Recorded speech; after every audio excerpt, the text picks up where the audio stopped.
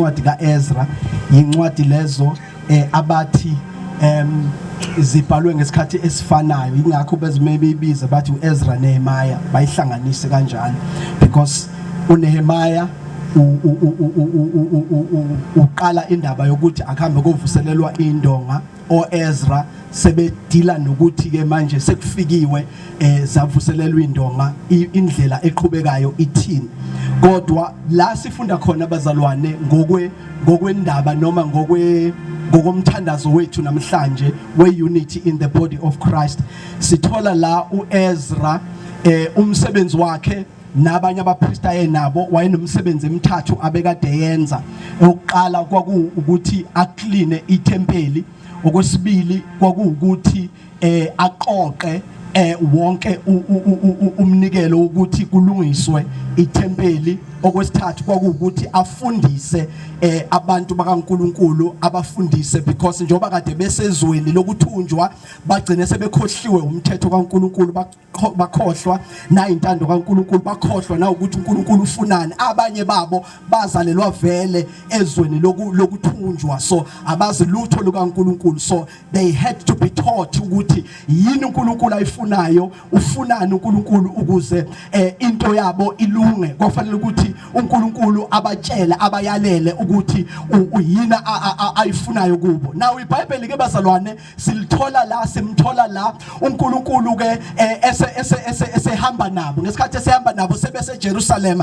uEzra ke useyanikwa incwadi yokuthi ke manje sekufanele ukuthi ayifunde. Mangabe ezofunda umthetho uEzra, into yokuqala ayenzayo mangabe ezofunda umthetho uEzra, lithi iBhayibheli indawo amakuyona waba endaweni ethe ukuthi ukuphakama. Number 2, uma ngabe esemile endaweni ephakeme, bonke abantu bama ngenyawo baba kanye naye. So ngamanye amagama yonke into ayeyenza uEzra, he did not do it eyedwa, kodwa konke ayekwenza babekade besupportana, babekade beyenza bebonke. Wayengenzi into ngokwenza kwakhe kuphela ukuthi kumele ukuthi aphume iqhuzu ukuthi we nangenza into asimbuka ukuthi wenzani, kodwa yonke into ayeyenza babetha abantu lo sikhona sikanye nawe. You will never do anything alone. Awukwazi ukuthi wenze into uwedwa, kodwa mangabe wenza thina sizoba khona, sizokweseka sime kanye nawe.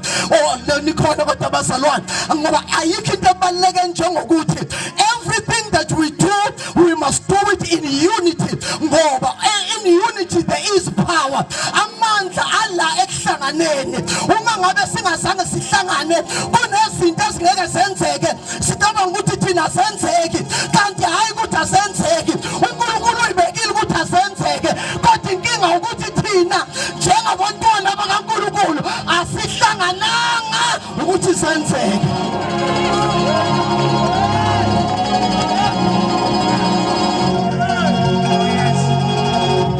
The first thing that he did, wama endaweni ethe ukuthi thuthu. Ngelinye ilanga I was praying, ngesikhathi ngithandaza bazalwane, uNkulunkulu wayesethi the problem of the church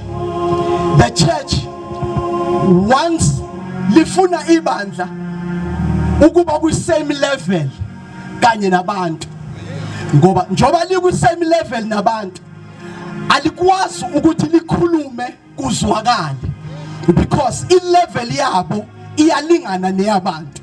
Kodwa uNkulunkulu into ayifunayo, ufuna ukuthi ibandla likaNkulunkulu lithi ukuthi thuthu, lithi ukuphakama.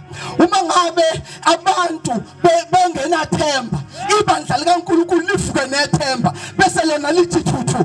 Ngesikhathi abantu bethi abazi ukuthi sonze njani, asazi ukuthi sizophuma sibhekele, asinayo isolution yempilo, bese ibandla lona lithi thuthu. We were not meant bazalwane ukuthi sibe on the same level. Fanele abantu mabebona thina babone ukuthi there is hope, kunethemba kithi ngoba thina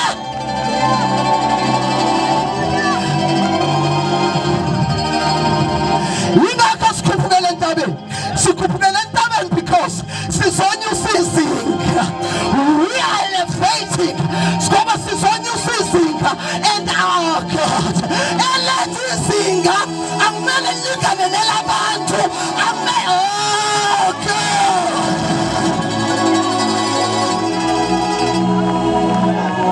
abantu abanathemba ibandla likaNkulunkulu nalo alinathemba.